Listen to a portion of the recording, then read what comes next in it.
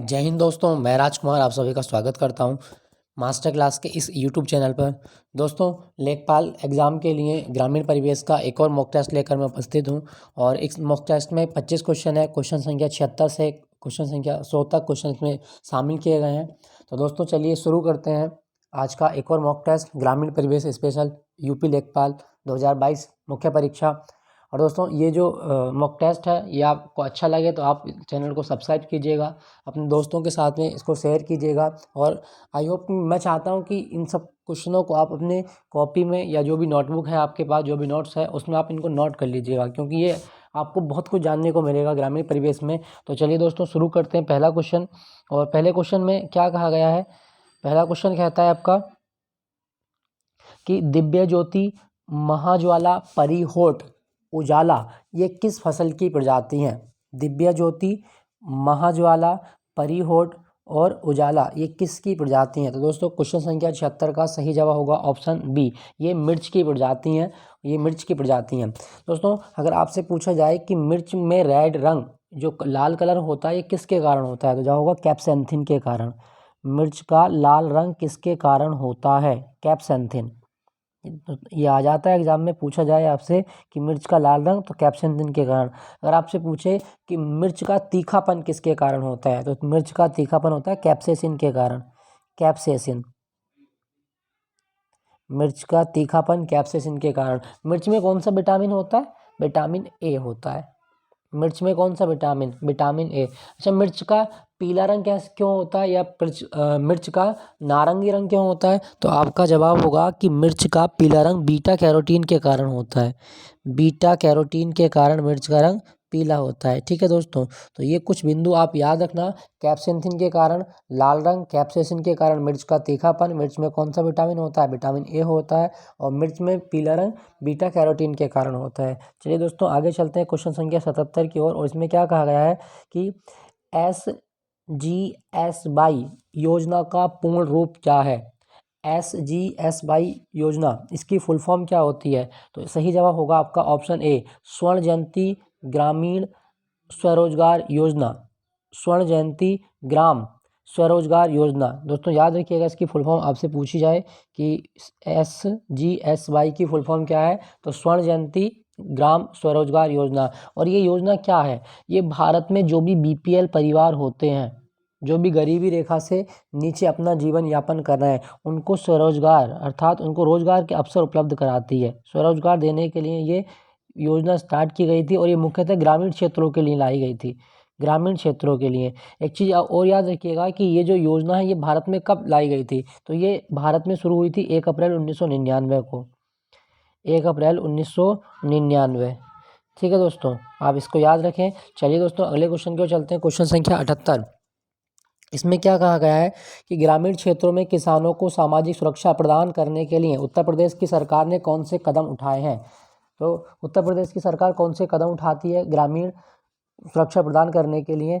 Option A, खलिहान दुर्घटना बीमा, बिल्कुल सही है, ये भी उठाती है। फसल बीमा योजना, किसान क्रेडिट, बिल्कुल सही है। तो ये सारे ऑप्शन सही हैं कि उत्तर प्रदेश की सरकार ने खलिहान दुर्घटना बीमा भी शुरू किया था और फसल बीमा योजना भी शुरू किया और किसान क्रेडिट।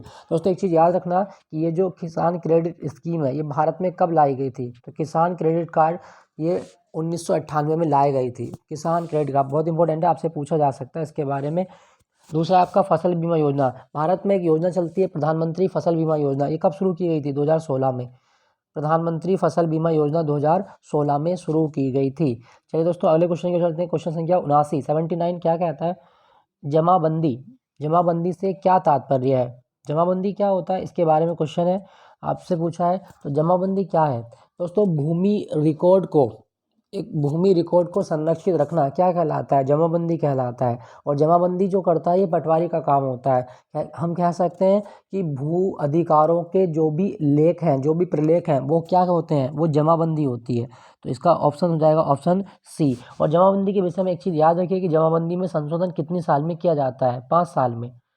जमाबंदी में जो संशोधन किया जाता है, भू रिकॉर्ड में जो संशोधन होता है वो प्रति 5 वर्ष में होता है। और ये जमाबंदी का काम किसका होता है? पटवारी का काम होता है, पटवारी। ठीक है दोस्तों, चलिए अगले क्वेश्चन की ओर चलते हैं। क्वेश्चन संख्या क्वेश्चन संख्या है आपकी 80। इसमें कहा गया है यदि पंचायत भंग हो जाती है तो कितनी अवधि के भीतर चुनाव होंगे। यदि पंचायत भंग हो जाए तो 6 माह के भीतर चुनाव होने अनिवार्य है। ठीक है दोस्तों, एक चीज़ याद रखिएगा कि भारत में पंचायती राज प्रणाली ये कब शुरू हुई थी। तो भारत में पंचायती राज प्रणाली 2 अक्टूबर 1959 को कहाँ से शुरू हुई थी? राजस्थान के नागौर जिले से शुरू हुई थी। नागौर, पंचायती राज प्रणाली नागौर से शुरू हुई थी। और भारत में जो पंचायती राज प्रणाली है, भारत में जो पंचायती राज प्रणाली है और इसका जनक कौन है? तो इसका जनक बलवंत राय मेहता को माना जाता है। इसका जनक कौन है? बलवंत राय मेहता। और बलवंत राय मेहता के बारे में एक चीज़ याद रखेंगे कि बलवंत राय मेहता समिति जो बनी, इसने कितने स्तरीय पंचायती राज प्रणाली को बताया था? तो त्रिस्तरीय पंचायती राज प्रणाली है, जिसमें ग्राम स्तर पर होती है, ब्लॉक स्तर पर पंचायत समिति होती है और जिला स्तर पर सबसे अपेक्स बॉडी, सबसे ऊपरी बॉडी जिला पंचायत होती है। ठीक है दोस्तों, बात हम पंचायतों की कर रहे हैं तो आपको 73वां संविधान संशोधन याद रखना है। 73वां संविधान संशोधन अधिनियम 1992 जो लागू हुआ था 1993 में। दोस्तों क्या है, इसके द्वारा पंचायतों को संवैधानिक दर्जा दिया गया था। पंचायतों को संवैधानिक दर्जा देने के लिए 73वां संविधान संशोधन, और भारतीय संविधान में 11वीं अनुसूची जोड़ी गई थी। 11वीं अनुसूची जोड़ी गई और 11वीं अनुसूची में पंचायतों को कितने विषय दिए गए हैं? 29 विषय दिए गए हैं। भारतीय संविधान का अनुच्छेद 243A, भारतीय संविधान का आर्टिकल 243A से लेकर O तक पंचायतों का उल्लेख करता है। ठीक है दोस्तों, और भारत में पंचायतों को जो संवैधानिक दर्जा दिया गया था उस दौरान किसकी सरकार थी? तो पीवी नरसिम्हा राव उस टाइम पे हमारे प्रधानमंत्री थे और इनकी सरकार में पंचायतों को संवैधानिक दर्जा दिया गया था। क्या दोस्तों आप बता सकते हैं भारत में स्थानीय स्वशासन का जनक कौन है? भारत में स्वशासन का जनक किसे माना जाता है? तो स्वशासन का जनक माना जाता है लॉर्ड रिपन को। आपसे पूछा जाए कि भारत में स्वशासन का जनक कौन है? Lord Ripon. ठीक है दोस्तों, और भारत में स्वशासन की शुरुआत कब हुई थी? स्थानीय स्वशासन 1882 में शुरू हुई थी। ठीक है दोस्तों, चलिए क्वेश्चन संख्या 81 की ओर चलते हैं। इसमें कहा गया है कि प्रथम अकाल योग की स्थापना कब की गई थी? पहला जो अकाल आयोग है इसकी स्थापना कब हुई? जवाब होगा 1980 में पहला अकाल आयोग की स्थापना हुई लॉर्ड लिटन के द्वारा। किसने की थी? लॉर्ड लिटन के द्वारा। उस टाइम पे हमारे गवर्नर जनरल कौन थे? वायसराय, तो लॉर्ड लिटन थे। और एक चीज़ याद रखिएगा कि पहला जो अकाल आयोग भारत में आया था इसकी अध्यक्षता किसने की थी? इसके अध्यक्ष थे स्ट्रैची, रिचर्ड स्ट्रैची। ठीक है दोस्तों, चलिए क्वेश्चन संख्या 82 की ओर चलते हैं। इसमें कहा गया है कि गेंदे की एक प्रजाति नहीं है। कौन एक गेंदे की प्रजाति नहीं है? तो गेंदे की प्रजाति नहीं है आपकी सुवासिनी नहीं है। पूसा नारंगी, पूसा बसंती और जाफरी ये सब गेंदे की प्रजाति हैं, लेकिन सुवासिनी गेंदे की प्रजाति नहीं है। क्या कोई गेंदे की और प्रजाति जो अभी हाल ही में न्यूज़ में रही थी? हाँ दोस्तों, आपको याद रखना अर्क शुभ ये बहुत इंपॉर्टेंट है, ये कभी करंट में भी था। अर्क शुभ ये किसकी प्रजाति है? तो ये गेंदे की प्रजाति है, मैरीगोल्ड की प्रजाति है अर्क शुभ। ठीक है दोस्तों, चलिए अगले क्वेश्चन की ओर चलते हैं। इसमें कहा गया है कि सुरहाताल पक्षी विहार ये उत्तर प्रदेश के किस जिले में है? सुरहाताल पक्षी विहार, तो ये कहाँ पर है दोस्तों? तो ये बलिया में है। सुरहाताल पक्षी विहार बलिया जो कि उत्तर प्रदेश का सबसे पूर्वी जिला भी माना जाता है। सबसे पूर्वी जिला बलिया माना जाता है। अच्छा, हरदोई में कोई पक्षी विहार? हाँ, सैंडी पक्षी विहार ये उत्तर प्रदेश के कौन से जिले में है? हरदोई में। गोंडा में कौन सा है? गोंडा में पार्वती अरंगा है। पार्वती अरंगा पक्षी विहार ये कहाँ पर है? गोंडा। और प्रतापगढ़ उत्तर प्रदेश का एक ऐसा जिला है जो सबसे ज़्यादा आंवला उत्पादन करता है। यूपी में सबसे ज़्यादा आंवले का उत्पादन किस जिले में होता है? प्रतापगढ़ में होता है। अच्छा, संतरे का कहाँ होता है? संतरे का सहारनपुर में होता है। नींबू का कहाँ होता है? सहारनपुर में होता है। लेकिन अमरूद का कहाँ होता है? तो अमरूद का होता है इलाहाबाद में। और आपसे पूछा जाए कि आम सबसे ज़्यादा यूपी में कहाँ होता है? तो लखनऊ में होता है, मलिहाबाद में, दशहरी। ठीक है दोस्तों, चलिए क्वेश्चन संख्या 84 की ओर चलते हैं। इसमें क्या कहा गया है? क्वेश्चन संख्या 84, उत्तर प्रदेश में सहकारी समितियों या संस्थानों द्वारा सहकारी कृषि निवेश आपूर्ति एवं वितरण योजना में खेती से जुड़े किसानों को क्या दिया जाता है? तो बताइए दोस्तों, इसका सही जवाब क्या होगा? क्वेश्चन संख्या 84, इसमें सर्टिफाइड सीड्स दिए जाते हैं। तो ये बिल्कुल सही है कि प्रमाणित बीज किसानों को दिए जाते हैं ताकि वो अच्छी फसल का उत्पादन कर सकें। केमिकल फर्टिलाइजर दिए जाते हैं और दूसरा जो शॉर्ट टर्म लोन होता है ये भी प्रदान किया जाता है। तो इसका सही जवाब होगा ऑप्शन ऑप्शन डी उपरोक्त सभी। उत्तर प्रदेश सहकारी समितियों में जो चीज़ें दी जाती हैं वो बीज दिए जाते हैं, रासायनिक उर्वरक दिए जाते हैं और अल्पकालीन ऋण दिए जाते हैं। ठीक है दोस्तों, चलिए अगले क्वेश्चन की ओर चलते हैं। और इसमें कहा गया है कि उत्तर प्रदेश की पंचायती राज संस्थाओं में कितने प्रतिशत महिलाओं के लिए आरक्षित किए गए हैं। तो दोस्तों क्वेश्चन संख्या 85 का सही जवाब होगा ऑप्शन बी 33% या 33 सही 1/3% जो पद हैं ये महिलाओं को दिए गए हैं। ठीक है दोस्तों, और एक चीज़ याद रखिएगा कि भारतीय संविधान का एक आर्टिकल है, आर्टिकल 40। इसमें क्या कहा गया है, इसमें राज्य सरकारों को ग्राम पंचायतों के गठन का अधिकार दिया गया है। राज्य सरकारें ग्राम पंचायतों का गठन करेंगी कौन से आर्टिकल के तहत, आर्टिकल 40 के तहत, और ये राज्य के नीति नीति सिद्धांतों के अंतर्गत आता है, डीपीएसपी का पार्ट बनाता है।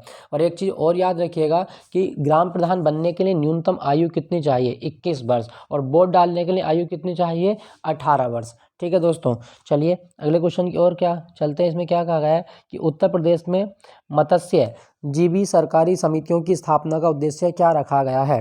जो इतनी भी मत्स्य जीवी सरकारी योजना है इनका उद्देश्य क्या है, मछुआ समुदाय के व्यक्तियों को सहकारिता से संबंध करने हेतु, ऑप्शन ए इसमें सही जवाब है।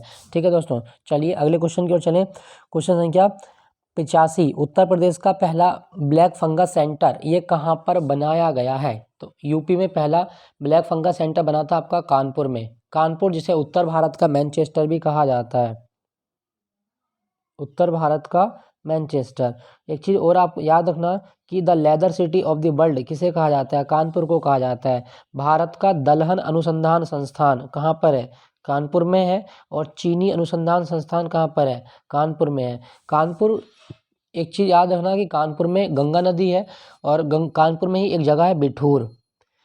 बिठूर यूपी जीके से क्वेश्चन पूछता है कि महर्षि वाल्मीकि का आश्रम कहाँ पे था, तो बिठूर में था। बिठूर कानपुर में आता है।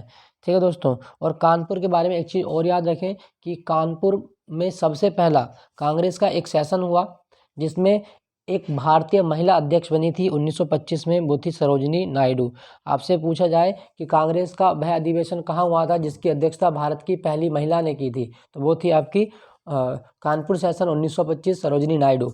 चलिए दोस्तों, यहाँ पे कुछ ऑप्शन लिखे गए हैं, जैसे लखनऊ लिखा गया है। अगर आपसे पूछा जाए कि नवाबों की नगरी किसे कहा जाता है, लखनऊ को कहा जाता है, नवाबों की नगरी। ठीक है दोस्तों, और लखनऊ में क्या बना था, लखनऊ में बना है आपका अटल विश्वविद्यालय, अटल विश्वविद्यालय लखनऊ। और कानपुर के विषय में एक चीज़ और याद रखें कि कानपुर में मेट्रो संचालित हो गई है अब, कानपुर मेट्रो। और वाराणसी के बारे में याद रखें, वाराणसी को उत्तर प्रदेश का घाटों का शहर कहा जाता है। नोएडा को भारत का सिंगापुर कहा जाता है। भारत की सबसे बड़ी फिल्म सिटी बन रही है आपकी नोएडा में, लेकिन भारत का पहला ब्लैक फंगस सेंटर कहाँ लगा था, कानपुर में। चलिए दोस्तों अगले क्वेश्चन की ओर चलते हैं। उत्तर प्रदेश के उच्च न्यायालय के मुख्य न्यायाधीश की नियुक्ति कौन करता है, तो इलाहाबाद हाईकोर्ट लगता है उत्तर प्रदेश का हाईकोर्ट। इसका जो भी मुख्य न्यायाधीश होगा उसकी नियुक्ति राष्ट्रपति द्वारा की जाती है, भारत का राष्ट्रपति। अच्छा, इलाहाबाद हाईकोर्ट बना कब था, तो उत्तर प्रदेश का जो हाईकोर्ट है ये बना था आपका 17 मार्च 1866 को। 17 मार्च 1866 को इलाहाबाद हाईकोर्ट की स्थापना कहाँ पर हुई थी, आगरा में हुई थी। दोस्तों इसको याद रखना, इलाहाबाद हाईकोर्ट इलाहाबाद में नहीं बना था, ये आगरा में बना था। और इसकी एकमात्र खंडपीठ कहाँ पर है, तो इलाहाबाद हाईकोर्ट की एकमात्र खंडपीठ है आपकी लखनऊ में। और इलाहाबाद हाईकोर्ट में कितने जज हो सकते हैं, 160। इसकी जो स्ट्रेंथ है वो 160 है। और इलाहाबाद हाईकोर्ट का पहला जज था वॉल्टर मॉर्गन, वॉल्टर मॉर्गन। और इलाहाबाद हाईकोर्ट, एक चीज़ और याद रखें कि यह प्रांतों में गठित होने वाला भारत का पहला हाईकोर्ट था। भारत में पहला हाईकोर्ट कलकत्ता में, उसके बाद में मद्रास में, फिर बॉम्बे में स्थापित किया गया था। ठीक है दोस्तों, कौन सा शास्त्रीय नृत्य उत्तर प्रदेश में उद्भव हुआ था। दोस्तों आपको बताना है कि इनमें से कौन सा क्लासिकल डांस है जो उत्तर प्रदेश से उत्पन्न हुआ। आपका सही जवाब होगा ऑप्शन सी, कथक। कथक उत्तर भारत का ये शास्त्रीय नृत्य है और यूपी में मेनली किया जाता है। कथक के बारे में याद रखें कि कथक सबसे ज़्यादा जो तरक्की हुई ये वाजिद अली शाह के दरबार से हुआ था, वाजिद अली शाह। अगर आपसे पूछा जाए कि बिरजू महाराज, तो कथक के विषय में एक चीज़ और याद रखें कि राष्ट्रीय कथक संस्थान कहाँ पर है, राष्ट्रीय कथक संस्थान। तो राष्ट्रीय कथक संस्थान है आपका लखनऊ में। आपसे पूछा जाए कि राष्ट्रीय कथक संस्थान कहाँ पर है, लखनऊ में है। और हाल ही में कथक के एक प्रसिद्ध कलाकार थे जिनका नाम था बिरजू महाराज। बिरजू महाराज, इनकी हाल ही में अभी डेथ हो गई है, इनका निधन हो गया है बिरजू महाराज। तो आपसे पूछा जाए कि बिरजू महाराज का संबंध किस शास्त्रीय नृत्य से है, कथक से है। दूसरा आपका सितारा देवी, सितारा देवी का संबंध भी किससे है, सितारा देवी का संबंध है आपका कथक से। और लच्छू महाराज, बिरजू महाराज, बनारस घराना कथक के लिए जाना जाता है। कथक भारत का एकमात्र शास्त्रीय नृत्य है जिसका संबंध मुस्लिम परंपरा से रहा है। मतलब मुस्लिम शासकों के दरबार में जो नृत्य किया जाता था, शास्त्रीय नृत्य, वो था आपका कथक। कथक का मतलब होता है कथा कहने वाला, अर्थात इस नृत्य को करते समय कथा की जाती है, मुँह से कथा बोली जाती है। ठीक है दोस्तों। जो कुचिपुड़ी कहाँ का है? तो कुचिपुड़ी आंध्र प्रदेश का है, ये क्लासिकल डांस है आंध्र प्रदेश का। भरतनाट्यम कहाँ का है? भरतनाट्यम तमिलनाडु का है। घूमर राजस्थान का है, और घूमर जो राजस्थान में किया जाता है, ये गणगौर त्यौहार पर किया जाता है, महिलाएं करती हैं इसको राजस्थान में गणगौर त्यौहार पर। ठीक है दोस्तों, चलिए अगले क्वेश्चन की ओर चलते हैं। और इसमें कहा गया है कि उत्तर प्रदेश में किस प्रकार की मिलें सर्वाधिक हैं? यूपी में सबसे ज़्यादा जो मिलें हैं वो किसकी हैं? तो क्वेश्चन संख्या 90 का सही जवाब होगा ऑप्शन डी, चीनी की मिलें हैं। ठीक है दोस्तों, उत्तर प्रदेश गन्ने के मामले में टॉप पर आता है कि भारत में सबसे ज़्यादा गन्ना कहाँ होता है? यूपी में होता है। और भारतीय गन्ना अनुसंधान संस्थान कहाँ पर है? तो भारतीय गन्ना अनुसंधान संस्थान है लखनऊ में। भारतीय गन्ना अनुसंधान संस्थान लखनऊ में। लेकिन उत्तर प्रदेश का गन्ना अनुसंधान परिषद ये शाहजहाँपुर में है। उत्तर प्रदेश गन्ना अनुसंधान परिषद कहाँ पर है? शाहजहाँपुर में है। ठीक है दोस्तों, एक चीज़ और याद रखिएगा कि जो उत्तर प्रदेश है इसका एरिया कितना है? 240,928 वर्ग किलोमीटर, ये उत्तर प्रदेश का एरिया है, जो कुल भारत का 7.33 भाग कवर करता है। कुल भारत का 7.33 भाग कवर करता है। ठीक है दोस्तों, चलिए अगले क्वेश्चन की ओर चलते हैं। भारत में प्रथम राज्य कृषि विश्वविद्यालय कौन सा है? तो भारत में प्रथम राज्य कृषि विश्वविद्यालय पंतनगर में स्थापित किया गया था 1960 में, पंतनगर उत्तराखंड। तो आप याद रखेंगे कि भारत का पहला कृषि विश्वविद्यालय पंतनगर में। अच्छा, कृषि किस सूची का विषय है? कृषि राज्य सूची का विषय है। कृषि राज्य सूची का विषय आपको याद रखना है कि कृषि किस सूची का विषय है? राज्य सूची का। अगले क्वेश्चन की ओर चलते हैं। इसमें कहा गया है कि धान के लिए सर्वाधिक उपजाऊ भूमि कौन सी है? धान की खेती सबसे ज़्यादा कौन सी मिट्टी में होती है? सही जवाब होगा दोमट। दोमट मिट्टी धान की खेती के लिए उपयुक्त मानी जाती है। दोमट, दो का मतलब क्या है? दो। इसमें कौन कौन सी मिट्टी होती है फिर? ये बलुई और चिकनी, बलुई मिट्टी और चिकनी मिट्टी का मिश्रण होती है आपकी दोमट मिट्टी। ठीक है दोस्तों, और ये धान की खेती के लिए उपयुक्त मानी जाती है। अगले चलते हैं। अगले में कहा गया है कि उत्तर प्रदेश का कौन सा उद्योग हस्तकला उद्योग संपर्क से आता है? आगरा का मार्बल उद्योग, मिर्ज़ापुर भदोही का कालीन उद्योग, जरदोजी उद्योग, और डी है आपका उपयुक्त सभी। सही जवाब होगा उपयुक्त सभी। ये भारत में उत्तर प्रदेश में हस्तकला उद्योग संपर्क से आता है। आगरे का मार्बल, मिर्ज़ापुर में भदोही का कालीन और जरदोही। ठीक है, और ये सारे आपके यूपी में हस्तकला संपर्क से आते हैं। उत्तर प्रदेश कब बना था? उत्तर प्रदेश बना था 24 जनवरी 1950 को। 24 जनवरी 1950 को बना था। इससे पहले उत्तर प्रदेश को क्या बोलते थे? संयुक्त प्रांत बोलते थे। क्वेश्चन संख्या 94 की ओर चलते हैं। 94 में क्या कहा गया है? 94 में कहा गया है कि उत्तर प्रदेश में चकबंदी अधिनियम कब पारित किया गया था? उत्तर प्रदेश में चकबंदी अधिनियम ये कब पारित हुआ था? तो इसका सही जवाब क्या होगा? क्वेश्चन संख्या 94 का सही जवाब होगा ऑप्शन सी। उत्तर प्रदेश में चकबंदी अधिनियम जो पारित किया गया ये कब हुआ था? तो इसका जवाब होगा सी। सी जवाब होगा 1953 चकबंदी अधिनियम। अच्छा, लागू कब हुआ यूपी में? तो 8 मार्च 1994 को। 8 मार्च 1994 को उत्तर प्रदेश में चकबंदी अधिनियम लागू किया गया था। दोस्तों, चकबंदी होता क्या है? चकबंदी का मतलब क्या है? चक मतलब क्या? दो शब्दों से मिलकर बना हुआ है। चक बराबर खेत, और बंदी मतलब क्या? बंदोबस्त करना। बंदी मतलब बंदोबस्त करना। तो चकबंदी एक ऐसी प्रणाली है, एक ऐसा सिस्टम है जिसमें छोटे छोटे भूखंडों को जोड़कर एक बड़ा भूखंड बना दिया जाता है। तो आप याद रखेंगे चकबंदी क्या है? छोटे छोटे भूमि जोतों को जोड़कर एक बड़ा भूमि जोत बनाया जाए, इसे हम क्या बोलते हैं? चकबंदी। और भारत में चकबंदी का जनक कौन है? भारत में चकबंदी का जनक है डॉक्टर अम्बेडकर। भारत में चकबंदी का जनक है डॉक्टर अम्बेडकर। आपसे पूछा जा सकता है ये कि डॉक्टर अम्बेडकर को चकबंदी का जनक माना जाता है। ठीक है दोस्तों, चलिए अगले क्वेश्चन की ओर चलते हैं। अगले क्वेश्चन में कहा गया है कि खरीफ की फसलें कौन सी हैं? खरीफ ऋतु में खरीफ की जो फसलें होती हैं इन्हें मानसूनी फसलें कहा जाता है। जैसे धान हो गया, ज्वार है, बाजरा है, मक्का है, कपास है, मूंगफली है। तो ये किस में आते हैं आपके, ये खरीफ में आते हैं। तो सही जवाब होगा आपका ज्वार, बाजरा, ढैंचा, ये सारी खरीफ की फसलें होती हैं। अच्छा, बाजरे के विषय में एक चीज़ याद रखें कि 2023 है, 2023 को बाजरा वर्ष घोषित किया गया है यूएनओ के द्वारा। बाजरा वर्ष ये बहुत इंपॉर्टेंट है, आपसे पूछा जा सकता है बाजरा वर्ष कौन सा वर्ष होगा, 2023 होगा।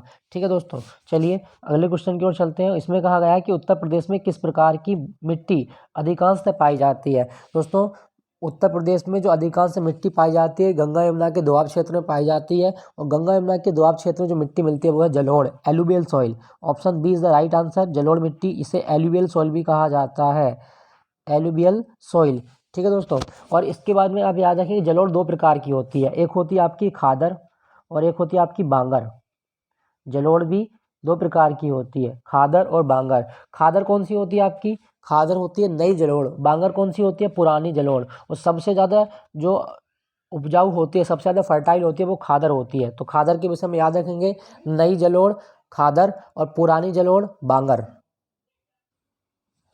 एक चीज़ और याद रखिएगा दोस्तों, अगर आपसे पूछा जाए कि मिट्टी का अध्ययन क्या कहलाता है, मिट्टी का अध्ययन कहलाता है पेडोलॉजी, पेडोलॉजी मिट्टी का अध्ययन कहलाता है। और ICAR के अनुसार भारत में कितने प्रकार की मिट्टी पाई जाती हैं, 8 प्रकार की मिट्टी पाई जाती हैं। ठीक है दोस्तों, चलिए अगले क्वेश्चन की ओर चलते हैं। इसमें कहा गया है कि भारतीय साग भाजी शोध संस्थान कहाँ पर है। सही जवाब होगा ऑप्शन सी, भारतीय सागवादी संस्थान, ये वाराणसी में है, आप याद रखेंगे। अच्छा, ओलेरी कल्चर क्या होता है, अगर आपसे पूछा जाए ओलेरी कल्चर क्या होता है, दोस्तों सब्जियों की खेती करना ओलेरी कल्चर कहलाता है, ओलेरी कल्चर, आप याद रखेंगे इसके बारे में। और वाराणसी के बारे में एक चीज़ और याद रखें कि वाराणसी जो है ये दुनिया का सबसे पुराना शहर माना जाता है, इसे भारत की आध्यात्मिक राजधानी भी कहा गया है। क्वेश्चन संख्या 98 की ओर चलते हैं। 98 में क्या कहा गया है, जिला स्तर पर मनरेगा का परिचालन किस इकाई द्वारा किया जाता है। जिला स्तर पर जो मनरेगा संचालित की जाती है, ये जिला स्तर पर मनरेगा का परिचालन किया जाता है। तो सही जवाब होगा आपका ऑप्शन ए, जिला ग्राम्य विकास अभिकरण। और मनरेगा के बारे में याद रखें कि मनरेगा एक्ट कब आया था, 2005 में नरेगा होता था उस टाइम पे, तो 2005 में नरेगा अधिनियम लाया गया। और ये भारत में नरेगा लागू कब की गई, 2006 में लागू की गई थी। ठीक है दोस्तों, एक चीज़ और याद रखिएगा कि जो नरेगा होता है इसमें कितने दिन का काम दिया जाता है, 100 दिन का काम दिया जाता है एक साल में, 100 दिन। अगले क्वेश्चन की ओर चलते हैं। क्वेश्चन संख्या 99, निम्नलिखित में से कौन सा उत्तर प्रदेश राज्य के अधीनस्थ न्यायिक सेवा के रूप में कार्य करता है। तो उत्तर प्रदेश राज्य के अधीनस्थ सेवा न्यायिक है आपका इटावा जिला न्यायालय, इटावा जिला न्यायालय। ठीक है दोस्तों, अगला क्वेश्चन है आपका, निम्नलिखित में से कौन सा अम्लीय धरती पर सफलता से उगाया जा सकता है। एक ऐसी धरती जो अम्लीय है, जहाँ की अम्लता बढ़ चुकी है, उस भूमि पर कौन सी खेती आप कर सकते हो। सही जवाब होगा आपका तरबूज की खेती कर सकते हो। दोस्तों याद रखिएगा तरबूज जो है वो जायद की फसल होता है, जायद की फसल है, और ये अम्लीय धरती पर उगाया जा सकता है। तो ये थे आपके टॉप 25 क्वेश्चन जो आपको करने हैं, और चैनल को सब्सक्राइब जरूर कीजिएगा। आई होप कि ये लेक्चर आपको अच्छा लगा होगा, ये वीडियो आपको अच्छी लगी होगी। तो चलिए दोस्तों, मिलते हैं अगले मॉक टेस्ट के साथ। जय हिंद, बाय बाय।